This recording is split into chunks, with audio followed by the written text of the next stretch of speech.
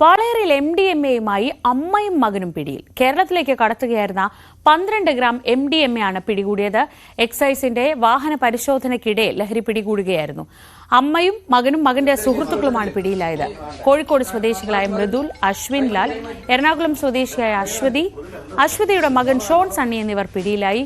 ബംഗളൂരുവിൽ നിന്ന് വിൽപ്പനയ്ക്കായി കേരളത്തിലേക്ക് കൊണ്ടുവന്നതാണ് MDMA. അമ്മയും മകനും മയക്കുമരുന്ന് ഉപയോഗിക്കുന്നവരും കടത്തുന്നവരുമാണെന്ന് എക്സൈസ് സംഘം അറിയിച്ചു.